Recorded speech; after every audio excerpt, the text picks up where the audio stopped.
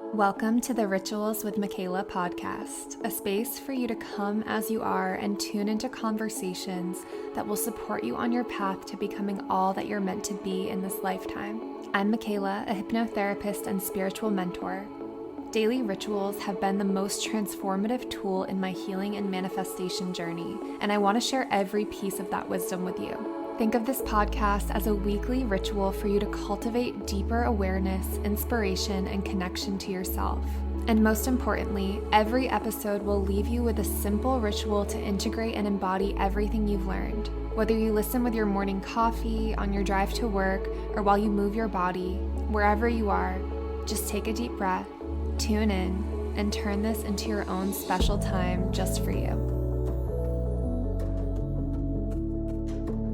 On today's episode of the Rituals with Michaela podcast, I am joined by my dear friend and mentor, Siobhan, who is a psychic medium, an energy healer, and a channeler, and so much more than that. She has made such a profound impact on my life and my spiritual awakening. I found Siobhan when I was going through a time of really questioning why I'm here and what my purpose is, and our sessions provided me with so much insight, so much comfort. And she is just someone who shows up with so much authenticity, so much love, and so much humility for someone who truly has a lot of the answers to the questions that many of us find ourselves asking when we start to awaken spiritually. And the most important thing is that she teaches us that we all have access to these answers within us.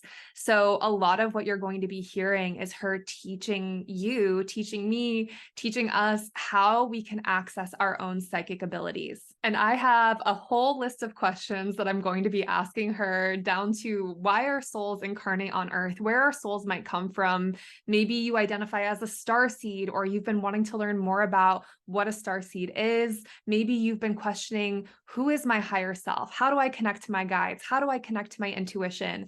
And she's going to be unpacking all of that and so much more in this episode in a way that's really easy to digest, and in a way that gives you freedom to interpret what beliefs align with you and your values and your intuition. And then at the end, Siobhan is even going to give us our own tarot reading that is intended for all of the listeners of this podcast. So if you're listening right now, that message is likely something that will really resonate with you and support you on your journey. As always, when we're listening to information about like why we're here on Earth and what the purpose of life is, it's really important to show up with an open mind and allow yourself to be curious about the way that this information makes you feel. A lot of it is going to have you potentially questioning everything that you've ever known. And the more open you can be about how this information is affecting you and what it's bringing up in you, the easier it's going to be for you to use it to your benefit. So let's get started. I'm going to be asking some of the most profound questions we can possibly ask in this lifetime, and I'm so excited to hear what Siobhan has to say.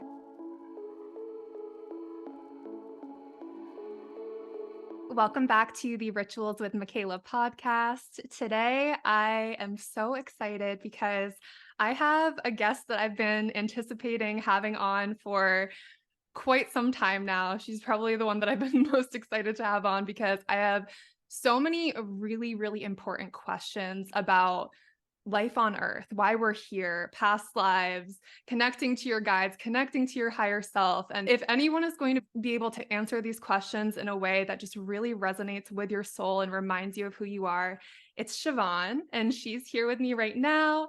And I just want to give you a minute, Siobhan, just to introduce yourself and tell people who you are, what you do, and how you tapped into your intuitive and psychic abilities.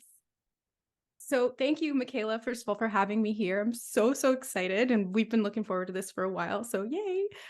So welcome. Hi, I'm Siobhan. I am an intuitive. I'm a psychic. I am a medium and a channel. I started out doing Reiki and energy healing, and then I branched out into akashic readings, doing past life healings, as well as starseed information and looking into the galactic nature of consciousness. And then I started going into tarot readings, and that's what I'm doing now primarily, but I still use all of the information and the consciousness that I've being able to embody up until this point. Siobhan is the real deal. She's so incredibly gifted at what she does. And I want to share a little bit about how I found you and how I stumbled across your YouTube channel a couple of years ago.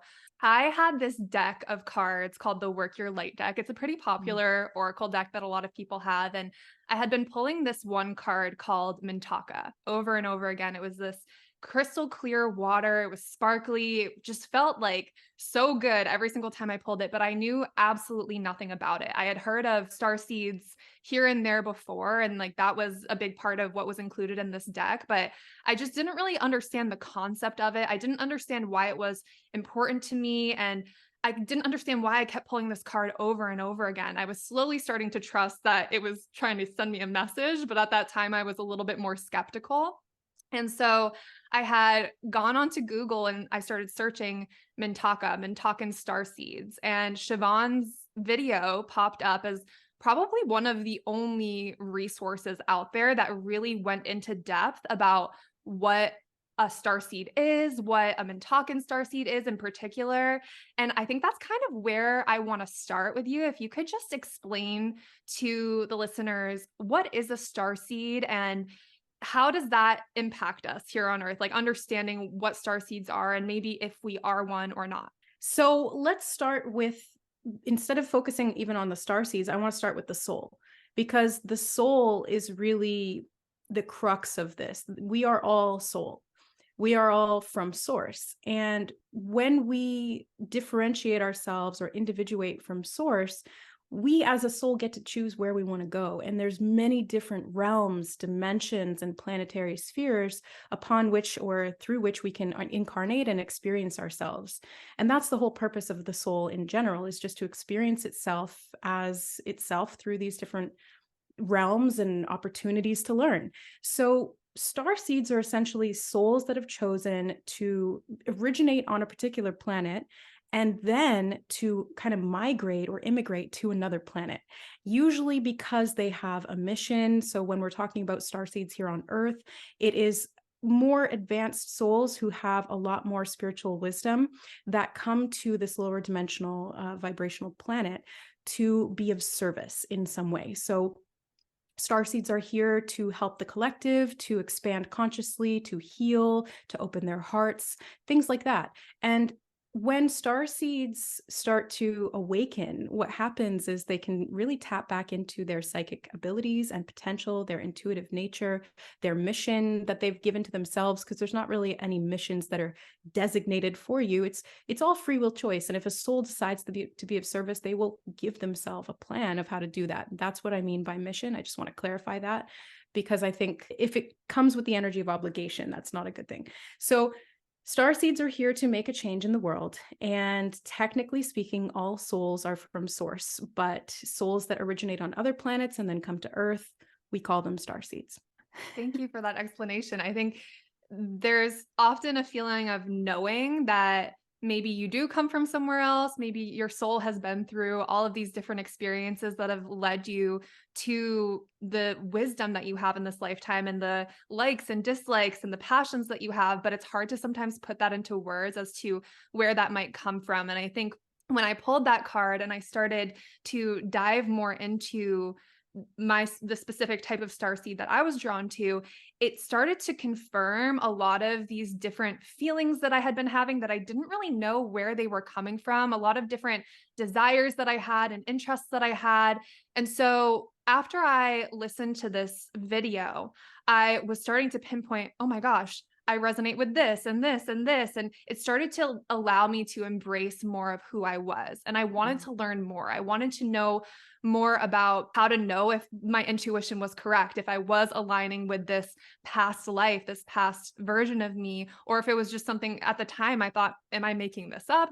Is this actually an intuition that I'm getting? And so I was led to book a session with Siobhan where she really took a look at my soul. And this was one of the coolest things that I had ever experienced because this was all so new to me. So I would love to hear about your a previous reading that you offered that I'm not sure if you're still offering it anymore, but you took a look at my soul blueprint and you shared a lot about past lives that I had been through. And I would love to hear about how you went about accessing that and what that process is like for you. So yes, so that was the soul realignment reading, but we also did the psychic reading as well. So they're kind of two sides of the same picture. But the soul realignment readings are where we look into the soul blueprint. We look at the soul signature, where the individual soul came from, or what the dominant energy signature is. The reason we do that in those readings is to get an idea of the personality traits, because yes, starseed personality traits will come out in the humanity of that individual. Arcturians tend to have a specific set of needs or just things that they tend to gravitate towards or like. And same thing with Mintakans and Syrians, etc. The thing is that all star seeds are kind of combinations. We're not just one thing, we are infinite souls. So we have to also factor in that there are many layers to our soul, and we don't want to over-identify with one thing beyond it being helpful. But understanding ourselves at soul level, our needs, our history, and all of that can really help us to empower ourselves in this lifetime to be in alignment, to be the best we can be, and to be in service. So when it comes to doing these readings, I was drawn to Andrea Hess's modality of soul realignment. That's the actual trademarked term that she coined. And this is a form of Akashic reading using dowsing. So predominantly it's using a pendulum and a protocol to be able to receive answers from the fifth dimensional Akashic record. I also used my psychic abilities when I was doing this. So sometimes I would auto write and channel that way because I tend to be clairaudient, and that's one of the ways that it comes through. The other way is because I'm also clairvoyant. I can see things. So I would see into the past lives or see into the soul. And I remember, Michaela, we did the original soul blueprint reading, which is kind of like, very structured, very cut and dry. I'm just giving you the information about your soul that came through from that reading. And then we also did the more intuitive style psychic reading, where I can actually see you at soul level and in real time report back to you what I'm seeing. We can go back into past lives and histories. And I do remember seeing you as a soul with this radiant butterfly energy, like very Barbie Mariposa. It was gorgeous. And then the Mintakan world immediately showed up, and I was like, oh, she's Mintakan. And that was where we kind of went into all of the details of your soul history there. I remember feeling so validated because she didn't know that I had this like affinity to the Barbie movies growing up. And the way she described my soul was an image that I had really loved and adored in my childhood and almost obsessed over. So it's interesting how there are certain things that we're really drawn to that we think, oh, it's just something I like. Little girls like this. No, it was my soul recognizing myself in something. And I just remember feeling so affirmed in so many of the things that I was going through, down to like the pain that I was experiencing in this lifetime and my struggle to fit in, because Mintaka was a planet that was actually destroyed during my time living there. And I was feeling I still feel this deep pain around that, and this feeling of not belonging or not being able to really find my home. And so having this reading with Siobhan helped me to really tap into the deepest layer of what I was feeling and to witness why I had gone through certain things in this current lifetime to help me to feel that and heal that a little bit more. And you had mentioned like you're tapping into the Akashic records. And just for somebody who has never heard of any of this before, could you explain what that's like and what the Akashic records actually are? Yes, definitely. So the Akashic record is a database. It's like the imprint of everything that has ever happened beyond time and space. So it is like a giant energetic library where the blueprints of everything are kept, past, present, future, and beyond. And so tapping into the Akashic is actually pretty easy. You just need to know what you're connecting to. You just need to have intention, focus, and direct your will. And anyone can tap into the Akash. It doesn't take a specialized modality or technique. Soul realignment was the one that I happened to choose because I was drawn to it and it resonated with me. But you can do it without that. You can do it with dowsing. You can do it with psychic, intuitive connection, and all of that. But basically, what I would do is I ground myself down. That's really important. Whenever you're expanding your consciousness, you have to ground first. You need those roots to go up. and be strong and tall.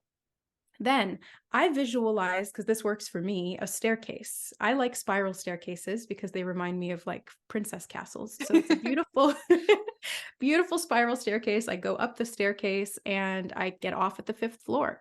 And there it is. It's this beautiful white door, and there's usually guards on either side of it. They're the Akashic guardians. And if you have a pure intention and you're not there to meddle or to change or to obstruct or for any negative purposes, they will let you in, and you can go in and you can just ask for whatever information you need. And the way that I see it is, like I was saying before, sometimes I'll channel it out through writing, and sometimes I'll see it visually. Sometimes I'll even feel it in my body. And so that's how I receive the information. And then it's up to me to interpret it and to relay that to the client effectively. So tell me how you started to trust that you were actually accessing the Akashic records versus entering like into your imagination, and maybe describe for somebody who is wondering, well, how would I even know that I'm there and that I'm receiving information versus making it up? Right. That's a great question, because that was a lot of what I struggled with in the beginning was, is this imagination or is this real information? The only way that I really learned to tell the difference was through external confirmation and validation. And when I very first connected to the Akashic, it was actually long before I learned soul realignment. And it was through a book that I have. It was Opening to Channel. That was the book, Opening to Channel, Accessing the Akashic Records. And halfway through the book, I just spontaneously started connecting, and I saw that I had Pleiadian connections and that I had Pleiadian guides.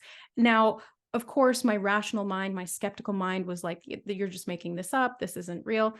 But then I was drawn a couple of weeks later to actually get a session with somebody else who did something similar to what I ended up doing in the long run, these types of soul sessions and Akashic readings.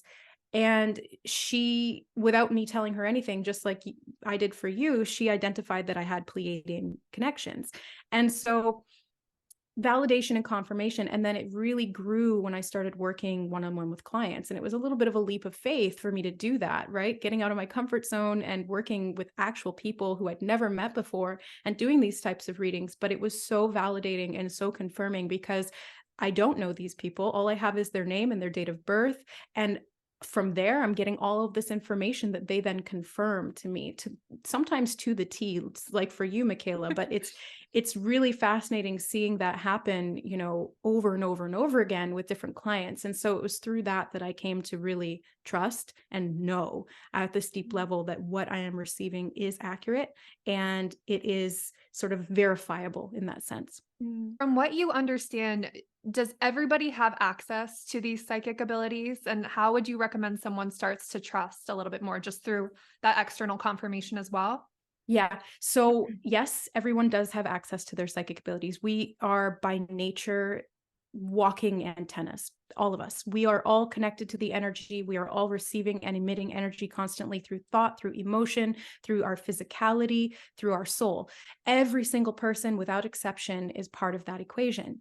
The only difference between me, somebody who's doing it very consciously and intentionally, and others who have no awareness of it and really don't even believe in it, perhaps, is first of all, the conscious intention and practice of it, the belief, the faith, the trust, the expansion, the opening to it. And secondly, there can be a genetic factor. So that's why, you know, a lot of the times in the past, they would say, you know, if you had psychics in your family line, you're more likely to be psychic. And that's true. The reason being is because we do have genetic coding for psychic expansion and awareness, which is our natural state of being. But for most of humanity, that got shut down a lot of the time through fear, persecution imprints, and other things in the past that just, it didn't help us to have those online at those periods of time in history. And so people would shut them down, because through epigenetics, we're able to influence our genetics. We're able to influence our biology through our consciousness and our choice. So for many people, the psychic abilities are just lying dormant because those genes are turned to off. But all we have to do is turn them on. And we do that through healing. We do that through opening to the consciousness that is within and around us. We do that by creating safety within the body, because a lot of intuitive development is really through our senses. It's not something out there that we're tapping into. It's the more grounded and in the body we can be, the more in tune with our psychic awareness that we can become, because it's through touch, taste, sight, sound, hearing, all of these different things, and seeing, obviously, that help us to tap into the extra sensory information that is there. Even if we look at the ability of our eyes to perceive certain wavelengths, it's so limited. Dogs can hear higher frequencies than we can. Butterflies can see different light spectrums than we can. There is a whole vast universe out there of information on different wavelengths that we just haven't had access to, but we can have access to them, all of us, by simply turning on those genes and practicing with intention and with open-minded consciousness. Hmm. That's so empowering to know, yet so sometimes overwhelming. When you first hear it, you're like, okay, well, how do I do it? And I think that's been, just to talk from personal experience. When you first expressed to me, I remember you sharing in a session that I could tap into these abilities as well. And I was like, Mhm. I don't know even where to begin with this, but I very much resonate with this feeling that somewhere in my body, I don't believe that it's safe for me to do this. So do Mm. you think that this has a lot to do with past incarnations on Earth in particular? A lot of the time, that's what it is, because our natural state of being is very psychic. Like, even if we look at children, children are very intuitive. They're very aware. They're very imaginative. And the imagination is one of the portals to the unconscious mind, and also to the astral field, the akashic, and all these different layers that we can access. And so when it comes to being able to tap into them, we do need to feel safe.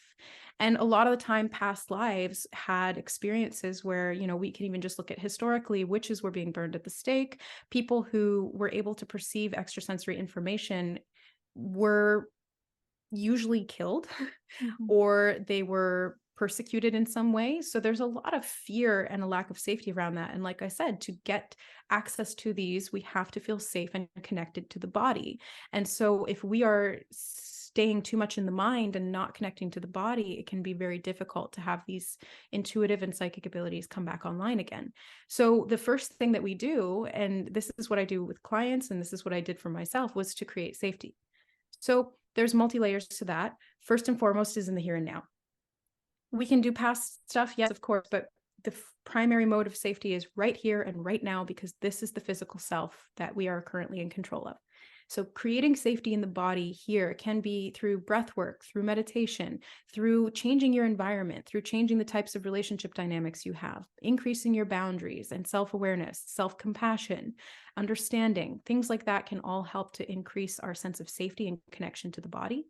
And then we start going into the past life things, or the even past from this life, like childhood things, or things throughout your lifetime that may have contributed to this lack of safety and this repression or suppression of your imagination, your psychic abilities, and your extrasensory ability to tap in and feel. A lot of the time we shut it down as a protective mechanism. We pull our auras in and tight to the body because it doesn't feel safe to be connecting to everything and everyone around us. And for people who are the opposite end of that spectrum, who are hypervigilant in a dysfunctional way, their auras are very big, but there's no boundaries there. And so they're absorbing everything, and they become that very unhealthy empathic sponge who really gets weighed down by the burdens and suffering of the world. So we have to do this the right way. We need to do it with safety, with boundaries, with consciousness, and ideally with a support system that can guide us through that. That's why I want to teach this, so that people can become empowered through their own intuitive knowing and ability to connect in a safe way. You absolutely do that. Even if we were having sessions for quite a bit where I was wanting Siobhan to answer certain questions for me, and she was really like helping me to strengthen being able to answer these questions for myself and to be able to connect to my higher self, which kind of leads me to the next question, which is like, what is the higher self? Who is your higher self, and how do you start connecting to that voice inside of you? So the higher self is everything that you are. So it is your past, your present, and your future all combined in one. It is not something that is higher than you in that sort of hierarchical sense. It's just higher in vibration because it's more whole and it's less limited, constricted, or confined. So the higher self is us, technically, if we're looking at it in linear time, in the future. So we can connect to that version of us as it turns back to help us through all of the past experiences we've had. And it can be very empowering to connect to the higher self because, first of all, it's very validating. It feels very safe when you're channeling your higher self. At least for me, that's what I feel. And it can give a deep sense of intuitive knowing and connection to all that is. It creates a lot of trust and it can help to guide you through some of the harder human experiences of life. So the higher self is such a priceless connection to have, and everyone has connection to their higher self, but the level of conscious awareness of that is what varies. Mm. And so the higher self is always a part of you and it is within you, but how much we can tap into and actually embody that depends on how open we are, how grounded and safe we feel, and how intentional we are being with that focus. So for example, for me, I actually have to call on my higher self to have her embody through me. Otherwise, I just go back into autopilot and I go back into Siobhan mode and I'm regular human, and you need that particular level of the ego to function in this third dimensional space. Whereas sometimes I really need that higher guidance. And so I go higher self now and I let her come in and I can feel her flowing through my body. She is me. So I know that. And it feels really empowering, really freeing, really safe, and really healing because there's this deep sense of connection, groundedness, knowing, and trust that helps me to make decisions that are more aligned with what I, Siobhan, really need. Could you give an example of a time that your higher self was guiding you and maybe something that would help other people to really understand what that feels like and how the messages at least come through for you? Yes. So the one that immediately pops into my mind is when I was having an argument with an ex-partner. And we were really coming at each other with this very, very unhealthy, egoic, wounded mindset. Both of us were in our wounds and both of us were bumping up against each other with those wounds. And it was painful for both parties. And I remember going, this isn't productive. This isn't what I want. I love this person. I don't want to hurt them and I don't want to be hurt by them because of these wounds that are, causing friction. So I said, higher self now, like I need you, my ego is triggered. I'm not thinking clearly. I'm not responding from my highest expression. And as soon as I just set that intention and asked for that, as you will it, so it shall be. As you seek, so shall you find, right? So it's all through will, it's all through intention. And as soon as my higher self came in, I just felt my nervous system calm down and relax. I felt like I had access to the frontal lobe of my brain again, so I could actually think clearly and respond more appropriately. And I just felt this overwhelming sense of peace and compassion for my partner, even though they were still coming at me in the same way. I didn't respond or react in the same way that I was before. And I was able to, through calming myself down, help them to calm down and feel more understood as well. And it really diffused the situation in such a beautiful way. So I learned from that point onward, call on higher self whenever you need it, because it's so helpful. Maybe you're in traffic and you're responding from that frustration. Call on higher self. And it's like, oh, okay, wave of peace and trust, knowing that this is all in divine order and that you are safe and that you're going to get there when you need to get there. It's just this massively sort of bird's eye view perspective that you actually feel in your body that can help to really move through life a little bit more gracefully. Yeah, I definitely can relate to that feeling being in an argument and just like knowing things aren't going anywhere and needing to kind of almost like step out of the situation and have that bird's eye perspective that your higher self has in every situation, right? And like when you were sharing that, it made me think of, the past few years starting to awaken to the fact that I even have access to my higher self or angels or guides or a support system beyond me. And sometimes feeling like when I would call on them, they're not like picking up the phone. They're not like really coming through. Maybe I wasn't feeling that full sense of like calm in my body. And so can you explain to me what might be happening if someone has been trying to call on their guides or has been trying to call on their higher self, but they're feeling alone and like maybe this doesn't isn't even real? Yeah. So I've experienced that too. That was and it fluctuates, right? We're not always going to be as connected as we would like to be. We go through these different dip downs and rise up in terms of our frequency and our level of embodiment. So usually if that's happening, it's because you're not on the vibrational frequency to be able to hear and receive the messages or to feel that connection. Now, that doesn't mean that they don't hear you. That doesn't mean that they're not responding to your requests, your prayers, your intentions, your questions, etc. It's really just that you're not hearing them because you're on a radio frequency, if we're looking at it this way, that's not two-way. You're on a one-way one. So you can send out those signals, but you can't hear them respond because you need to change the channel. If it was like a walkie-talkie, it's changing to the right channel so that it's a two-way connection. And usually that is through raising our vibration.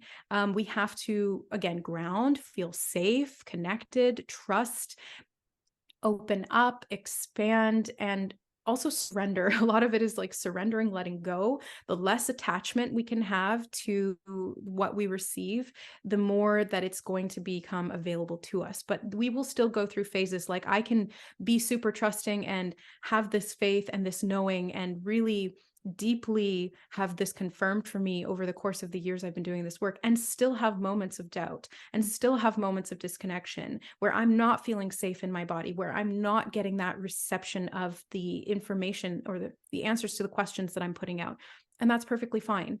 Again, this is where trust comes in. We have to trust that we can and we will get back to that point, or we can and we will get to that point for the first time if we've never been there before. It does take dedication, it takes discipline, it takes focus, it takes determination, but it is possible and anyone can do it if they have the right tools, the right mindset, and they're persistent enough. It's really easy to want to give up and to want to fall back into this victim energy of I'm alone. Yeah. There's no one here for me. I have to do this all myself. I knew my higher self or my angels weren't going to help me. And that just kind of can sink you deeper into this feeling of being alone. And Yeah, it's really disconnection. painful. Exactly. That pain and lower vibrational emotions, they're not bad. They are useful in the sense that we can learn from them. We can move through them and they can help us in a lot of ways, but they are lower vibrational. And therefore, if we're looking at it just purely based on frequency, they are not on the same channel as the guides, higher self, angels, etc. And so if these two are on completely separate channels, there's a hard time communicating. And I see this a lot through when loved ones pass over. And it's really hard to receive messages from them, even for psychics, because we go through that grief period where that grief is so heavy and dense and that sadness is so pervasive that it can really lower our vibration, not permanently, but just as we're going through that experience. And it makes it very hard to hear. It's kind of like being underwater and somebody trying to talk to you from above. You can't really hear. It's garbled. You're not really getting anything. You can't see them clearly. And so we have to kind of lift our head up above the water to be able to hear again. And that's where the faith comes in, because it's really easy to doubt that you're ever going to be able to see clearly again when you're in that, underneath the depths, or you're in the darkness, or you're in those constricted emotions or physical states of embodiment. So that's where faith is so key. And that's where dedication and persistence really help. Because if you refuse to lose your faith, if you just choose of your own free will to trust, even against all odds or against all physical evidence, if you just choose to trust, you will see that come to fruition, because as you will it, so it is. If you think you can, you can. If you think you can't, you can't. And that drove me crazy when my mom actually said that to me, and I was like, but if I think I can't, then I can't. And then I'm stuck in that. But it's really just a mindset shift. And if you really get to the end of your rope, there's nowhere left to go, then to trust. So I think that sometimes even desperation can be useful in the sense that it helps us to make that call and to really have faith, because we've got nothing left to lose. And I think that's why a lot of people call out to spirit and their angels and their higher self and their guides when they're in their lowest moments. And they will usually get a response in those moments, even if it's not sustained over the course of the after effects of that, right? There's a moments of where there's disconnection again, and we have to rebuild back to that space of connection, but it can be done.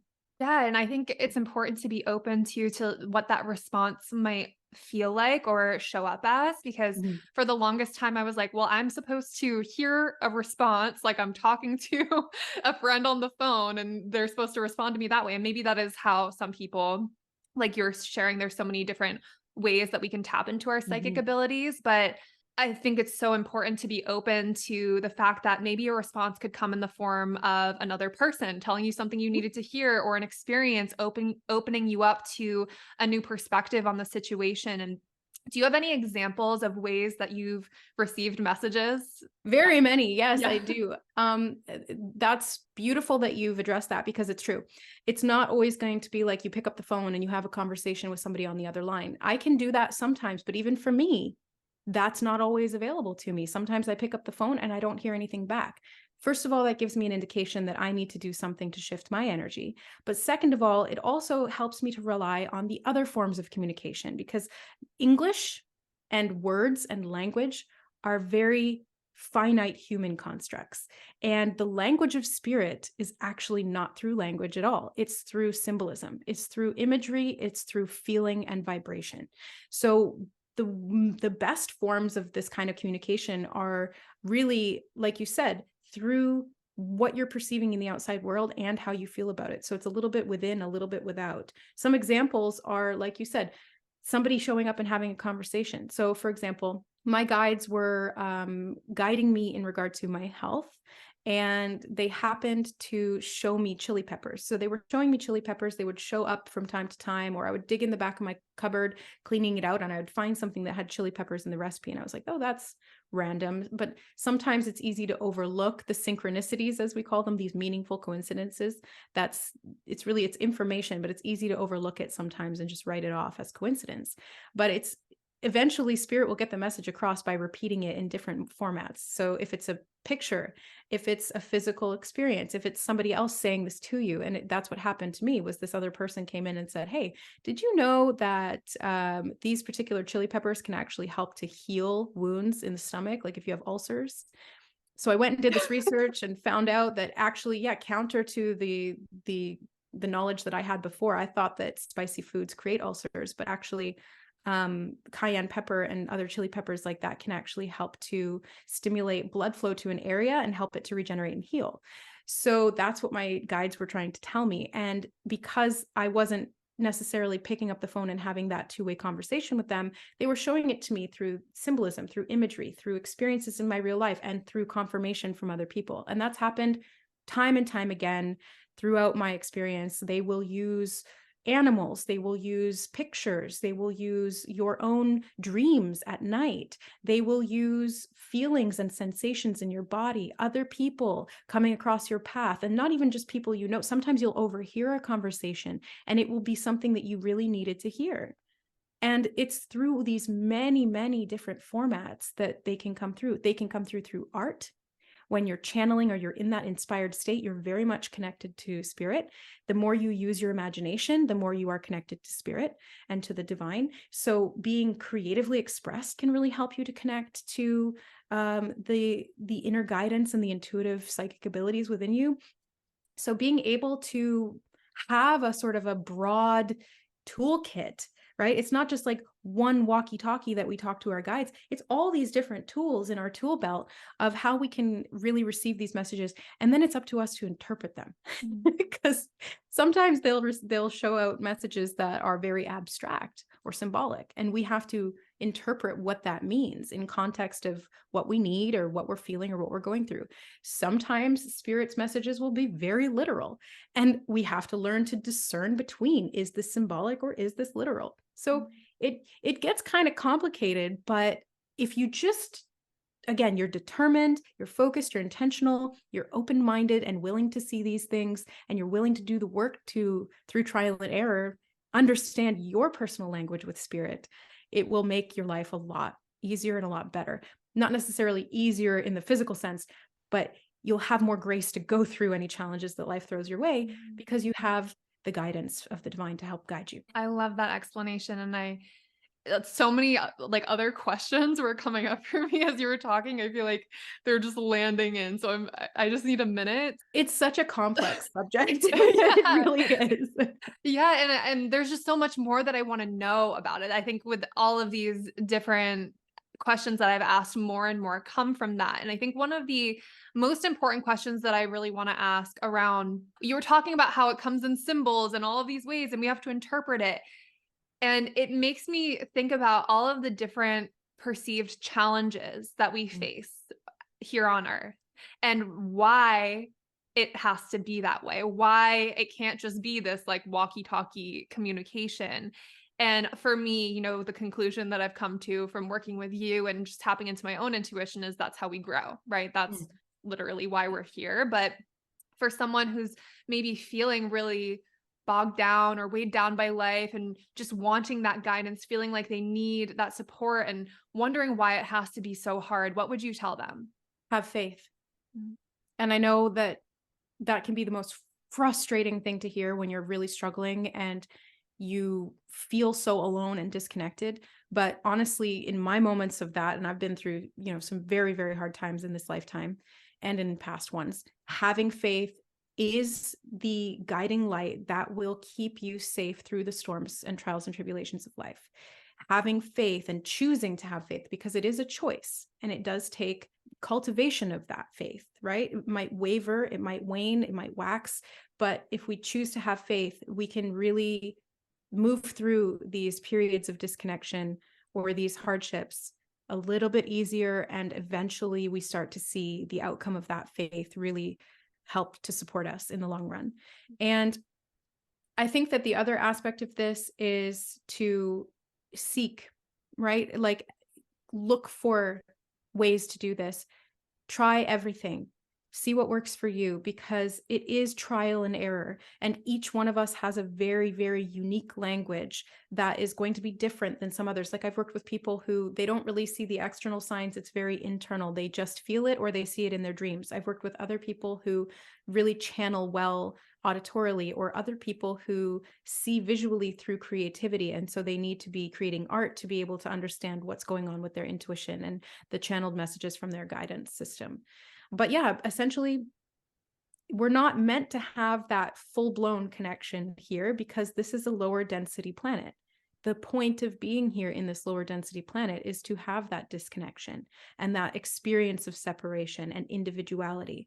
And that's why having too much connection to our guides can actually be a disservice, because then we're not doing what we came here to do. We're not floundering a little bit, which is part of the Earth experience, is to just feel like, oh God, what am I doing?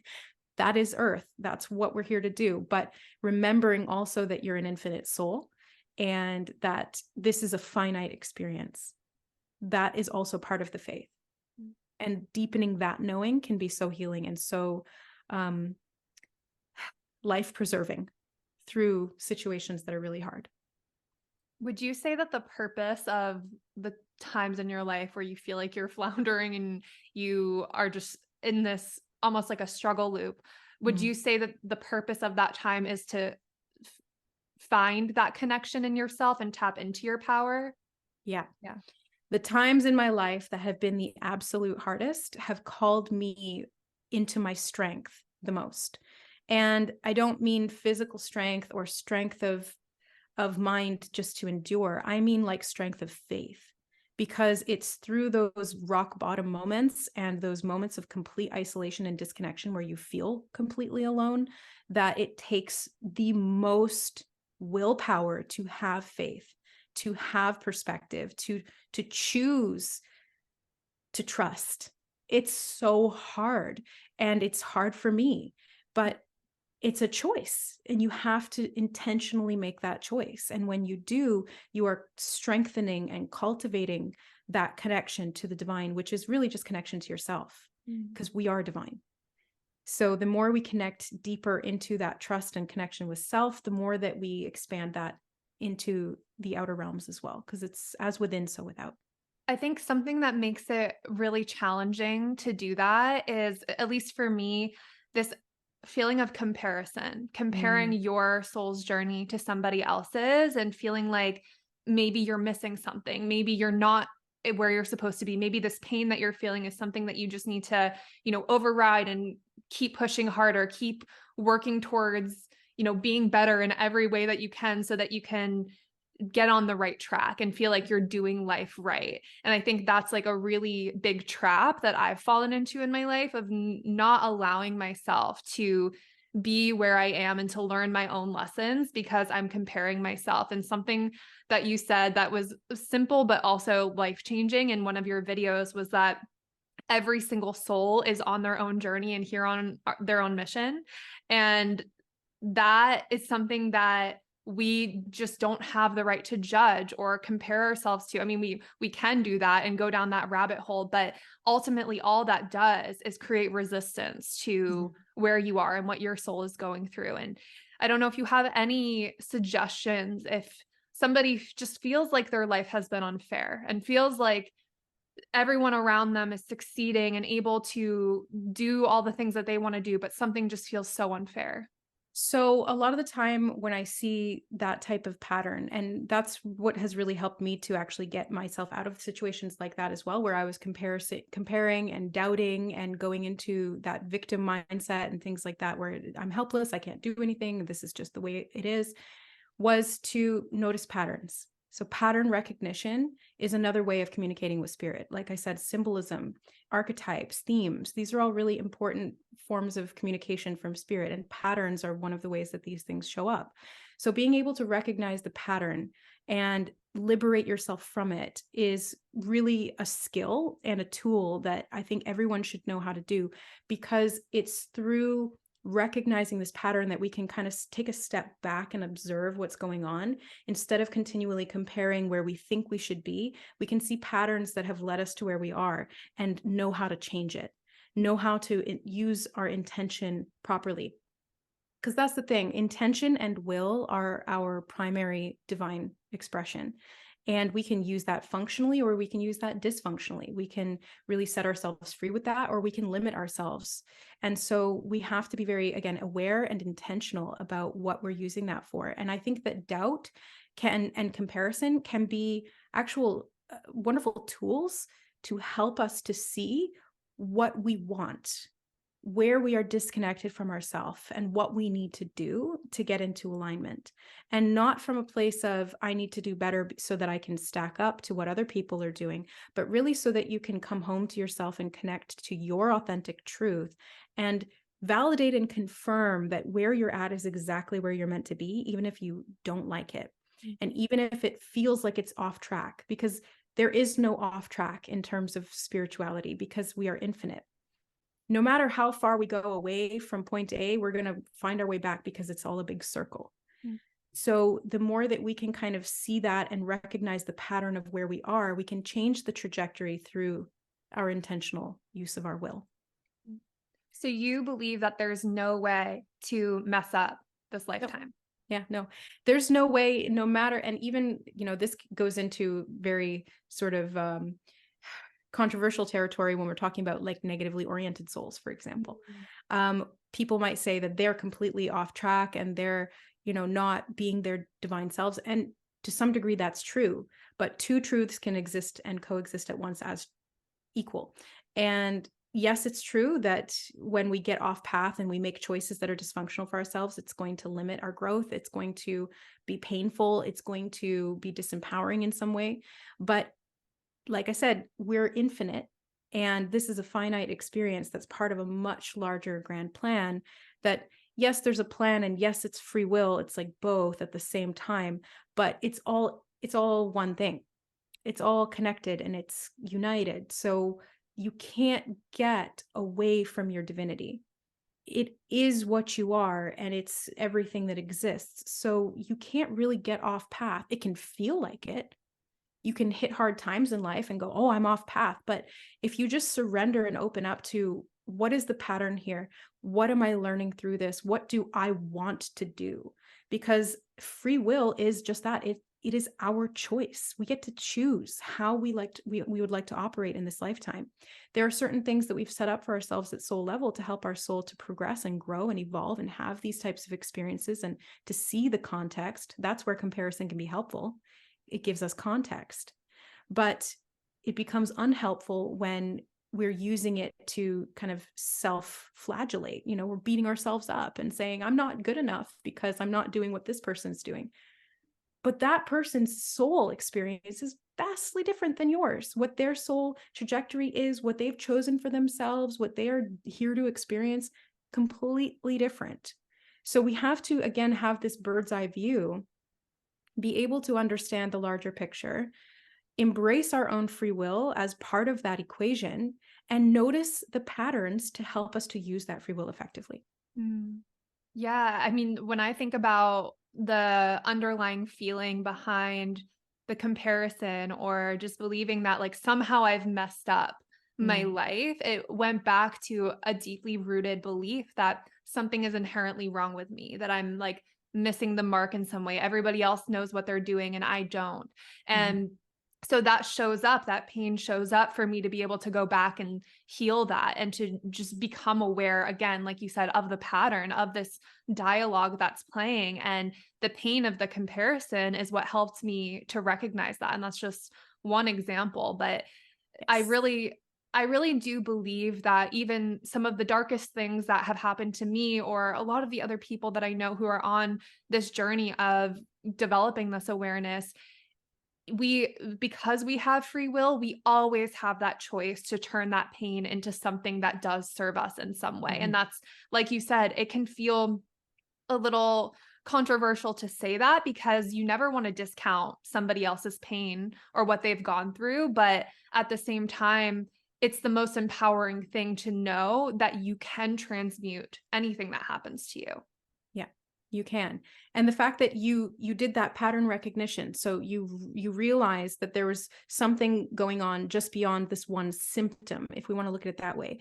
Because the symptom, which is the thing that is uncomfortable that you're experiencing, it could be a bodily symptom, it could be a mental thought loop that you're stuck in, it could be a circumstance that you keep seeing showing up in your life. These are symptoms, and they are catalysts for us to wake up to the pattern, to see it.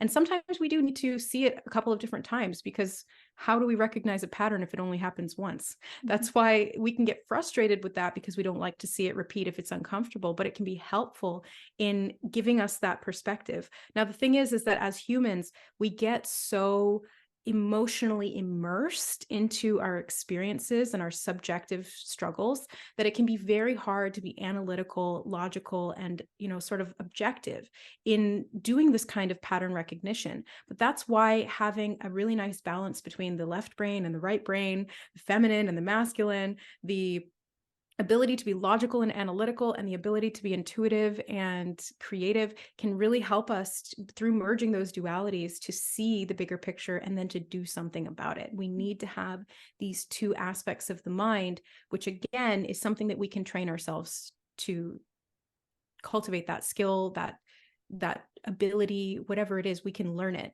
And this is why it all boils down to choice. Are we going to choose to stay stuck, or are we going to choose to look for the pattern and to learn the skill that we need to be able to break out of it? And would you say that the one that most people are pretty disconnected from in general is the intuitive guidance, and we're more so in that ability to analyze? It's hard to say, because I think that some people who think they're very analytical are actually very emotional. And sometimes they might get blocked by the emotional biases, and that's not logical, right? Whereas other people might see themselves as very intuitive and they're very sensory oriented, but they are ignoring the logical aspects of life or lessons or things they need to do, and it can actually get them out of alignment as well and create challenges or things that they are not intending to create or experience. So whatever end of the spectrum you're on, we need to get into the middle. We need to have both, and we need to practice balancing that, because not only is it hard to find balance, it's also equally as hard, if not harder, to maintain balance. And I think that's what everybody gets really frustrated with, is that it's hard to learn the skills and the discipline to create the balance, but it's even harder to maintain that balance for a long period of time. So people get frustrated when they fall off and they think, oh, well, it's all crap, and this was just, I was deluding myself or something like that. But it's it's about maintaining that balance, and that faith can help you do that. Again, circling back to faith and free will, those are like our two greatest tools. Mm. So we have to kind of learn to stand on our own 2 feet, have the balance of mind between intuition and the linear thinking mind, combine those to be able to problem solve effectively and to get out of situations we don't want to be in. Yeah. And part of the challenge is what we're here to learn, right? We're here to learn that balance. We're here to catch ourselves when we go back to our programming. Like for me, when I'm thinking about that, my programming is often to ignore my intuition and think about like, okay, what do I need to do to get from here to where I want to be, and ignore like the downloads that I'm getting sometimes because it doesn't feel safe for me to trust that. And so like part of what I've been working on is listening to my intuition more, but sometimes I find myself for days on end just kind of like meditating and getting these downloads and not actually putting them into physical form. So I think sometimes it is part of mastering each and then finding a way to bring them all into balance. Yeah. Exactly. It's good to practice one, and then sometimes the pendulum swings a little too far one way, and then, oh, whoops, now we need to go back the other way. Oh, too far that way. And it's okay, because eventually that momentum is going to bring it back into the center. Mm. The more that we can surrender and trust and use that free will, like a little bit more gently, the more that we can have that harmony in the center where we have both. And I think that humans, we tend to really get attached to the idea of linearity, the linearity of time, which, by the way, that's not how time works. It's cyclical, it loops, it's infinite, it's layered, it's not linear. And the same thing when it comes to our progression, our healing journeys, and our spiritual development. It's not linear. And I think we have this very unconscious expectation around the idea that it's going to be a straight line, that we're just going to get better and better and better and better, and things are going to get easier. That's not true. And I think the sooner that we accept and understand that and embrace that with grace, again, with faith, and choose of our own free will to be able to work with that in a less linear way, the easier it does become, because we're not resisting the fact that we might backslide, or that we're looping back on an old issue we thought we healed, and we get frustrated with it, instead of embracing the fact that, oh, this is another layer of it that I wasn't aware of. And thank you for bringing this to my awareness, because otherwise it would have laid dormant and negatively affected me without me having awareness of it or consciousness of it. So the more that we can just embrace whatever is coming up in the moment and really seek to master it through understanding, compassion, and free will intentional choice, the easier it's going to be. It's not a linear process. We have to be okay with it looping back on itself and getting off track, because there is no off track. It's all part of learning. Yeah. And especially when you've been communicating maybe to your higher self or your guides, you're like, I really am wanting help with creating this or finding freedom from this. And then those patterns show up in your life even more, and you feel even more stuck, and something bad happens. You lose your job, you go through a breakup, you go through all of these things. And that's part of possibly what you asked for. It's likely what you asked for, but it's showing up in this form where it does require so much faith. And sometimes those periods last a little bit longer than we even want them to. And it can be easy when you've been going through that for a while to lose more and more faith and to kind of fall away from that. But just maybe use this moment as a reminder to bring yourself back into that faith, and to trust that what you have been asking for has been received, your intentions have been received, and your healing is happening. And it's just a matter of, are you going to surrender to it, or are you going to resist it and think that there's a way that you've messed it up or that you've done something wrong? Yeah, I think that holding ourselves accountable is so helpful, and having compassionate awareness, but beating yourself up or being perfectionistic or expecting unrealistic things from yourself on your soul journey is so unhelpful. And I think that that's also part of the learning phase, and that can be a lesson for certain souls if that's what they are needing to undertake. But overall, it's really about how we can, again, surrender and trust, while at the same time understanding what we need to do. And sometimes we need to make a plan about how we're going to get out of something. And sometimes we need to just in the moment say, what's the next best choice that I can make right now? because when we're in what I like to call a dissonance phase, and dissonance is kind of like an in between where we've got one foot in one energy and one foot in the other, when we've asked for guidance or we've asked for change. And so we have to shift our vibration and our embodiment to get there.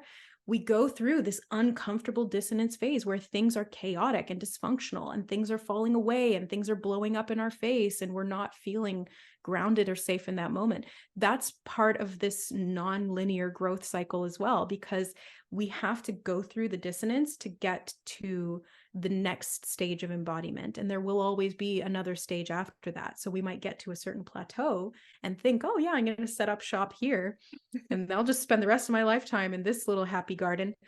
No, sorry, that's not how it works. We are constantly evolving, and to stay still is to stagnate. So it's better to be in dissonance than to stagnate. It's better to be growing painfully than it is to be decaying painfully in that way. So being aware of what cycle you're in, and that's another part of pattern recognition, identifying the cycles. I'm actually writing a sort of guidebook on this right now of how to recognize what cycle you're in, how to recognize patterns, how to use your intuition to identify these things and your logical mind to form plans to grow more effectively and productively. Ooh, I want I want that. It's Let like me a know. guidebook for spiritual development and the Yeah. human incarnation. Well, and speaking of like guidance for spiritual development, what I really want to just touch on briefly is like what you're doing now with another avenue of connecting to your higher self, connecting to your guidance. Well, first of all, Siobhan has created a whole new YouTube channel called Tarot and Beyond, where she's giving these incredible tarot readings that have been so on point for me. Literally every single time I click on a video, this has helped me immensely actually to strengthen my intuition, because maybe I'm getting some downloads about something. Maybe I'm having a gut sense that I need to take certain action or that I need to pay attention to something. And then I go and I listen to one of these videos, and often that intuition is confirmed. And so that helps me even more to trust myself. And I want you to share a little bit about how you got into tarot and just a little bit more about why you started that channel. So I got into tarot in, I would say, about 2017, and it was really just a passion for me. I was seeking guidance at that time. I was very lost and I was looking for something to kind of give me an idea of what I should do. And I really felt drawn to tarot, the symbolism of it. And so through watching the readings that I was finding on YouTube, I learned by watching the readers do the readings what the meanings of the cards were. So I'm very much self-taught, and I'm an intuitive style reader. And I did, a whole years worth of learning books and different things to really master tarot. And then I kind of fell off of it for a bit and focused a lot more on the starseed aspect and the akashic readings and working with clients through my YouTube channel To Kitty and Beyond, where I was really doing a lot of energy updates and more broad spiritual knowledge. But spirit actually kind of stopped me in my tracks and said, we're gonna change gears here, and we're gonna go back to the tarot, because that was the original passion that got me interested in spirituality and interpreting my own guidance. So I was given the message by spirit that, hey, you're going to start a tarot channel. It's going to be called Tarot and Beyond. And you're going to help people by providing readings so that they can learn to trust their intuition by seeing the connections between all of these things and choosing the reading that feels like it's calling to them, because there's not just one reading, it's multiple readings in one video. And the other aspect of this is to teach people at a more hands-on level to develop their intuitive skills. So I am going to be doing courses and mentorships and all of these types of things to help people to really expand into their depth of intuitive knowing. But the tarot readings are a big part of that, because they can really help you to see and validate and confirm the messages that you're getting from spirit, or to get insight into messages you weren't aware of, and then to have those later confirmed or contextualized through your life. So yeah, that's why I'm doing the tarot readings now and where I'm going with them. They're all so on point and very, very supportive to anyone who is just wanting to connect to your guides a little bit more, connect to your inner guidance. Such a powerful way if you're like not getting anything when you're meditating or you're trying these other avenues. Mm. Try this because it's a very tangible thing that we can turn to and help to confirm those small gut feelings that we're getting or the thing that you maybe brushed off as your imagination. It can help you to confirm that more and strengthen that. And I'm curious if you feel that it's right now, would you be willing to either pick a couple of cards for the listeners or channel a Yeah. message that you think they need to hear? Definitely. Before I pull the cards, I do want to mention that tarot readings can be so helpful for your intuitive development and strengthening that connection to yourself and to your guides. But we also need to be mindful that we're not becoming dependent on them and going too much down the rabbit hole into this reader said this and that's law. No, we always want to use our own intuition. So even when I pull the cards right now, I want you to use your own intuition and practice that to interpret the meaning, even if it's not the meaning that I say. But I will always try to be as accurate as I can, relaying the messages that I'm seeing, feeling, sensing, or sometimes even receiving auditorily directly from spirit in the form of channeling. So let's see. Yeah, I am being drawn to this particular deck, which is, well, I can't remember the name of it, but it's kind of like a channeled messages deck. Of course, we've got the Freedom Through Faith card because I was talking all about faith this entire time. Thank you, Spirit, for confirming what I was saying. So it says, I calm my thoughts and rise above fear. I free myself of all doubt by entrusting my doubts to God. I have faith in God's perfect timing and placement. I trust His will and find freedom. So when we're talking about God here, God is just a word, but there's many words for source, creator, universe, whatever you want to call it, they, them. It is the consciousness that we are. It is the unified source and the whole of that which we came from and that which we are and that which we will return to. So as I was saying, it is freedom through faith. I love that this card came out and really just confirmed. But you see how tarot and oracle works is it will confirm to you. It will show you what you need to know. It will help to validate what you already have been receiving. And sometimes it will even elaborate on that and give you insight into what's to come or potential choices you can make. We don't want to get hung up on timing or predictions. We just want to use that to exercise our free will effectively. Let's get, we've got a couple more. Belief, freedom, and wisdom. Okay, so belief. I believe in myself, the beauty of life, and the goodness of God. Thus, I have the power to fulfill my dreams. The will of the Almighty supports me. My life is showered in divine light, and my heart opens to the power of the universe. So it's through belief that we open to learning, because if we didn't believe, then we wouldn't be really looking for proof. There's some level of belief, and I think skepticism is a form of belief in and of itself, because it challenges us to find what we believe in. Skepticism can be helpful because it gives us context and it drives us forward to find answers, either to prove or disprove that which we are looking to understand more deeply. Now we have freedom and wisdom. Freedom is talking about releasing of wounds, clearing doubt, resentment, and guilt, getting out of the darkness, releasing those negative thoughts, and finding peace in the heart. So that's really what we were talking about before as well. Through grounding, through surrendering, through trusting, we're able to raise our vibration. It's through faith that we raise our vibration. And that's when we can connect better to the wisdom of the divine, which is the next card, wisdom. So yeah, I'll show you guys freedom. And then wisdom. The wisdom of the divine is infinite, and we are all connected to it. We are part of that wisdom.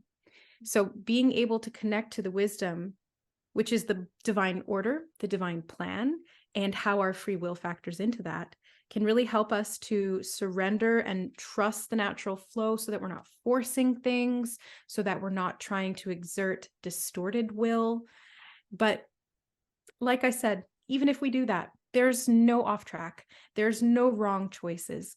There is only learning and experience. And it doesn't matter how long it takes us to learn the lesson, if it's days, weeks, months, years, or lifetimes. We are infinite souls, and it's all a flash in the pan. So that's the wisdom that I have really used in my own journey that's helped me to overcome challenging things, because it's through that higher perspective that I can contextualize my struggles, my strife, and my learning. Yeah. Beautiful. Thank you. I'm so happy that the believe card came up because I was like, as I was moving into this conversation with you, I was thinking about myself, when I first started coming across that Mintaka card and the beginning of, a new level of my spiritual awakening, and how challenging it can be to open your mind, open your heart up to these concepts. But there was always this like deeper feeling inside of me, and a connection to my soul that felt like excited hearing about this information, hearing about the akashic records or past lives or star seeds. It all requires you to challenge everything that you already believe that you know to be true. Mhm. And so I had a feeling as we were talking that this conversation is going to challenge a lot of current belief systems of people listening. And that's okay to have resistance to that. And it's also okay to want to explore that without really being certain of it. It's okay to want to lean into that and to put your belief to the test. And so I love that that card came up because I was already kind of tuning into that energy of the listeners and people tuning into our conversation and what might be going on for them. Yeah. So here's the thing too. We, again, looking at it from that bird's eye view of the soul perspective, not all souls are going to choose to wake up. Not all souls are going to choose to remember who they are or to connect to their divinity in that more intentional, conscious way. And that's fine, because that's what they need in that lifetime. But if you have that little inkling, if you have that little nudge that keeps kind of pushing you either through skepticism, through doubt, or through faith and belief, because those are two sides of the same coin, you're going to awaken in this lifetime at some point. Because if you clicked on this video, yeah, you're ready to awaken, or you already are, because you wouldn't have been drawn to this information in the first place, because it's all resonant frequency and vibration. And even if, let's say, for example, there's a viewer who's vehemently against what we're talking about, and they do not believe, that person is still on their awakening journey. And that is exactly the point they need to be at. Eventually that will make sense later, and the context will change, the perspective will change. But to go through the period of awakening and expansion, we have to be willing to surrender our cognitive biases. We have to be willing to surrender our constructs of our identity. These are very personal, very emotional things. And so, of course, we get really invested in one way of seeing the world, or one way of believing of what is true and not true. But we have to also understand that once we get past that phase, we can see both are true and also not true, in the sense that they're two halves of the truth. So by, again, surrendering and having faith, believing in the process of shedding these layers of the ego, shedding these layers of the identity that we've built up to keep us safe. That's why safety is so important in this. We have to feel safe through this, because there's going to be a lot that challenges that experience of safety. It does not feel safe to shed your ego and go through an ego death. It does not feel safe to completely change who you believe yourself to be and the world around you. It feels very scary, very tumultuous, and that's the dissonance that we were talking about before.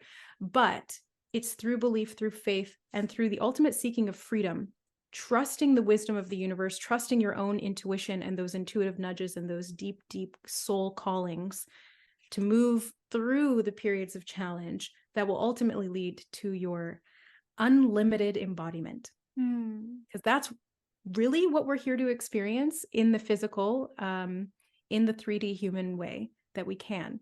That is our highest goal for most souls. But again, some will not do that in this lifetime, and that's okay. It's important to just focus on your soul's growth. And often, in the beginning of my journey, I wanted to convince everyone to believe what I was believing, because there was a part of me that didn't believe it. So I was like, well, if my friends believe it, then I can believe it too. Or if this person I love believes it, then it's going to help me. And that is like a huge part of what we have to sometimes let go of attachment to go within ourselves and say, where am I doubting the intuition that I'm getting? Where am I doubting what I really know to be true? And that's a really powerful choice that we can make. Exactly. And you see how that worked for you. You recognize the pattern. I am projecting this doubt outward and trying to convince other people so that I feel safer in my belief. But you recognize the pattern, went inward, and strengthened the belief where it really needed to be. That was the catalyst. A lot of time we will project outward, or we will have other people project onto us, because we're needing to see that everything's a mirror. So if we can see it as a mirror and not take it personally, and not really get attached to what we're seeing in the mirror, but instead what we can do to change it within ourselves, then we really start to experience our full potential, because we're not limited by what we think or are attached to or expect, and we're more open to really just creating. Yeah, that's where our freedom lies, right? Is bringing it back to ourselves and what we're able to do about it. Exactly. You've I taught love me it. so much. I'm so proud of you.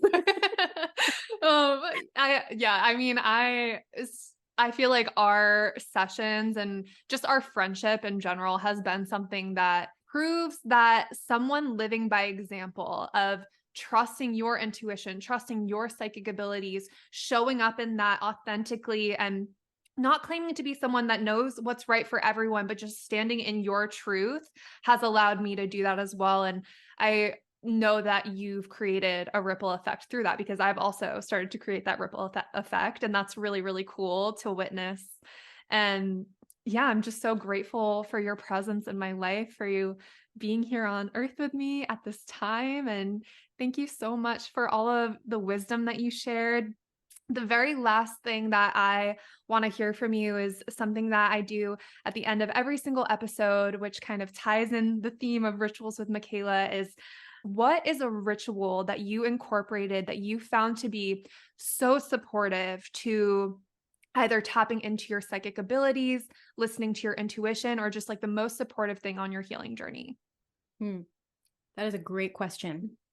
There's been so many. So I'm like shuffling through them in my mind. Which one? I think the most important one is just slowing down and checking in. Like for me, my mind races a mile a minute. And so I get really distracted, really overwhelmed, and really sort of immersed in the external, do's and don'ts of the world, and to-dos, and all of these just hoops that we have to jump through. And I think that the most important thing for me on my spiritual development path has been just checking in with myself. And it's through that I really started to connect and feel safe in my body again. It's through that I started to trust myself. And by extension, I started being able to trust spirit and the guidance I was getting, because those two things are, again, two sides of the same thing, two sides of the same coin. So the more you trust yourself, the more you can trust what you're receiving. And that helped me to develop my intuitive skills, and it's helping me to heal my body. It's helping me to choose better things in my life, and it's helping me to help other people through that ripple effect, because it's through our embodiment that we create change, not what we force or will upon others. It's through what we are being that we create a change, and that's what we came here to do. What did that look like for you in the beginning of your journey versus now? Is it different? Yeah. So checking in the beginning of my journey was me kind of like berating myself for doing things wrong, but I was aware of it. I was mindful in those moments. Even though I was using it ineffectively, I was still being aware. But over time, I started to analyze how that made me feel. And I didn't want to feel not good enough. I didn't want to feel like I was doing something wrong. So I decided I was going to change that and start coming from a more compassionate approach. And so I would check in and say, hey, how are you doing? How are you feeling? Or even just feeling in my body. What's going on in my limbs right now? What's going on in my stomach? What's going on in my chest? And feeling into the body, just kind of noticing the sensations, noticing the thoughts, noticing the feelings.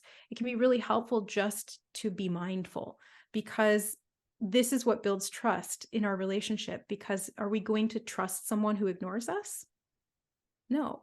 Are we going to trust someone who checks in on us, who cares, who listens, who feels, who seeks to understand, who wants us to feel safe? Yes. So the more safety you want, the more connection you need to cultivate with yourself. And that's where now it's different. Now, if I'm starting to feel off, I can recognize that and say, hey, what do you need? What are you feeling? What's going on? Talk to me, tell me, show me. And then I can respond appropriately. It is very much being the responsible caretaker of your body, your mind, and your soul. Yeah. We have to parent ourselves in that way. And that has really been transformative for me. Yeah, I mean, as you were saying that, I was thinking of this, the difference between a loving parent that you trust and you'll open up to versus the parent that just scolds you and doesn't even care to understand why you did what you did.